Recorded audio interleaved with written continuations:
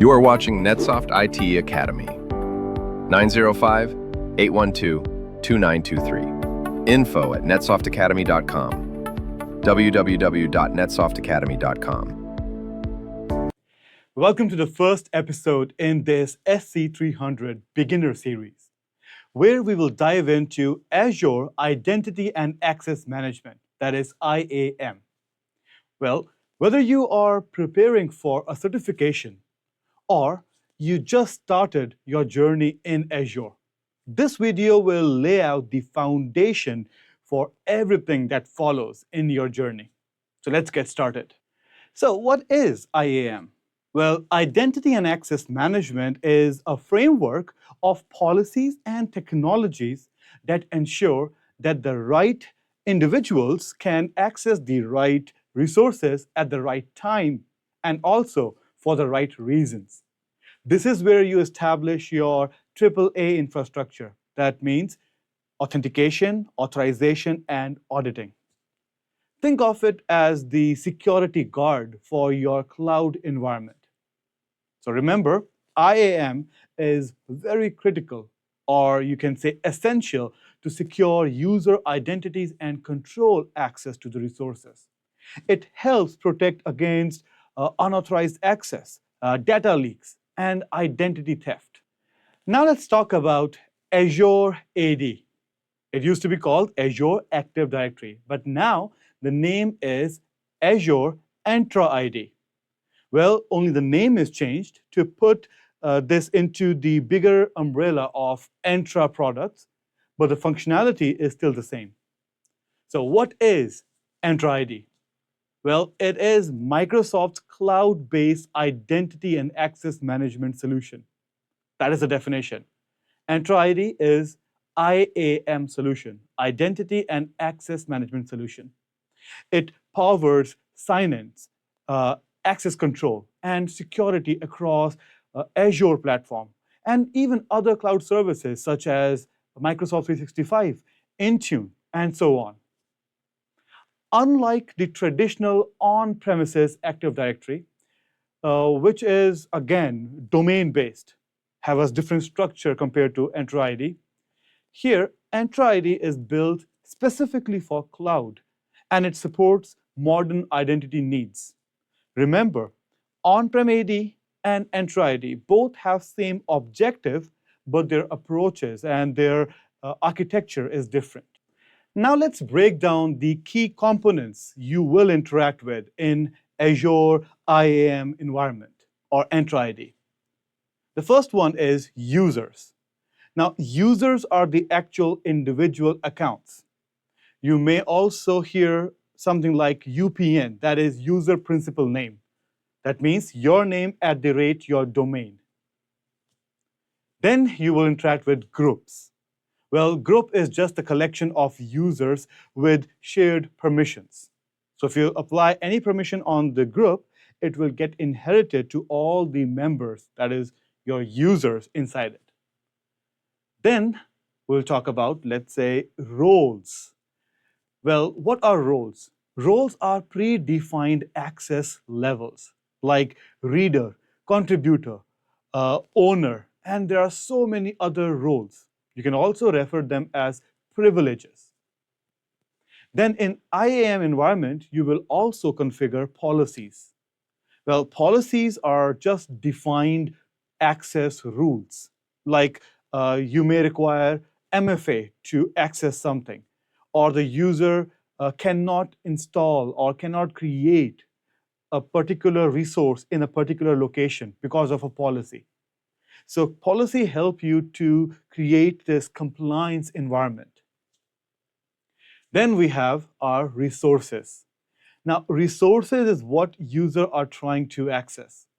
The resources like virtual machine, application, storage, and so much more.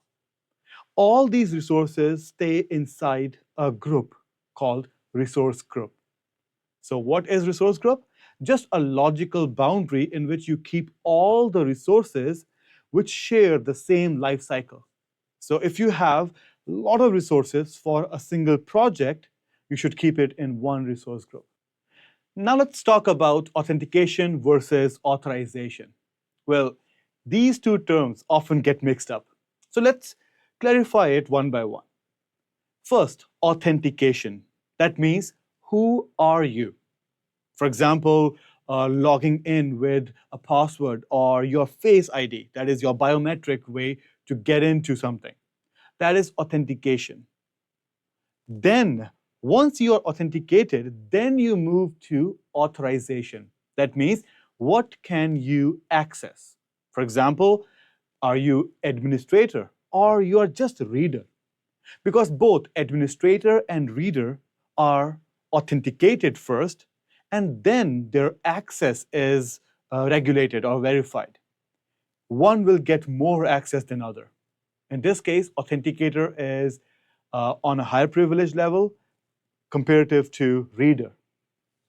Now, think of this authentication as showing your ID in your college.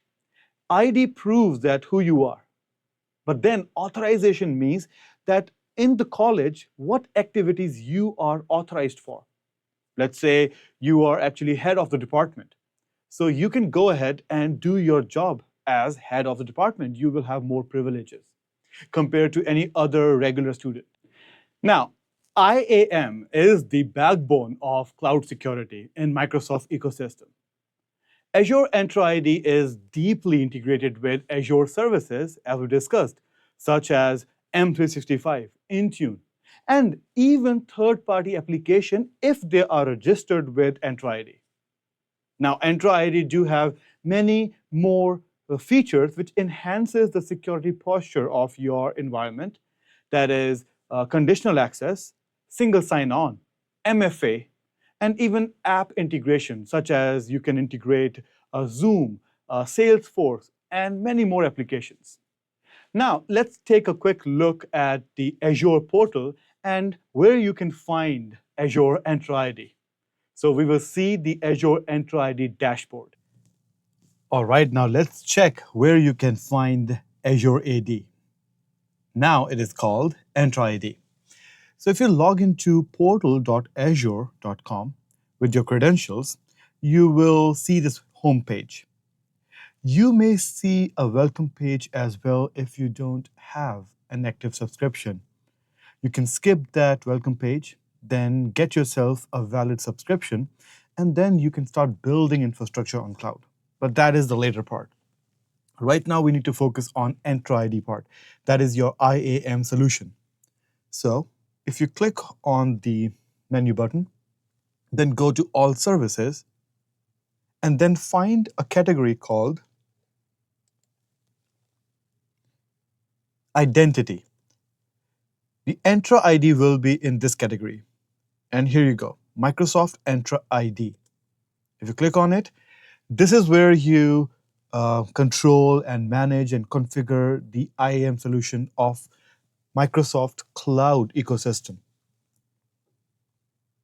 Now, this is where you create the user group, manage external identities, give admin roles to someone, maybe a user. You can also give this privilege to a user group.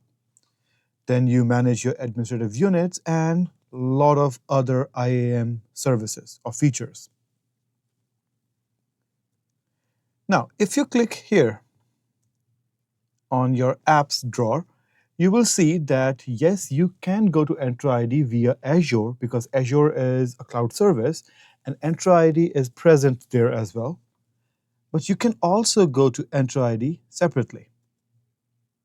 Now, this dashboard is specifically designed to just give you an easy, manageable layout to Entra ID.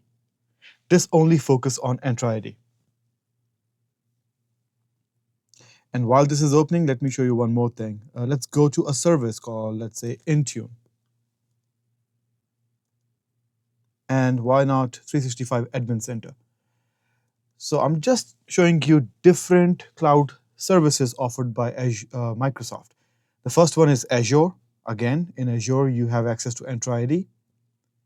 Then we will log into Intune, M365, and Entra. As you can see, in this Intune, which is yet another service, you can actually have your Entra ID. So this whole dashboard belongs to Intune, where you can manage your devices, push application, and manage your endpoint devices security. But if you look here, users and groups and tenant administration, this gives you the ability to manage users, manage groups, and also manage tenant configuration. Same goes for your Entra ID Admin Center, which is a yet another separate dashboard for Entra ID management. And if you go to 365 Admin Center, again, you have the ability to manage user, devices, groups, whether it is 365 groups or security groups. And you also have more admin configurability. So if I create a user in this portal, or from here, or from here, or from Azure, it's the same thing. There will be only one user created because on top, it's all Entra ID. So I hope now you know how you can access Entra ID, whether you do it from Azure 365 Admin Center, or maybe from a service such as Intune, or you go directly to Entra ID dashboard. And that wraps up our introduction to Azure Identity and Access Management.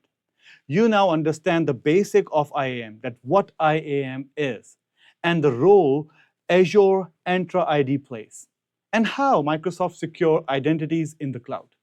In the next video, we will focus on how to manage users and groups in Azure Entra ID, which is an essential skill for any administrator.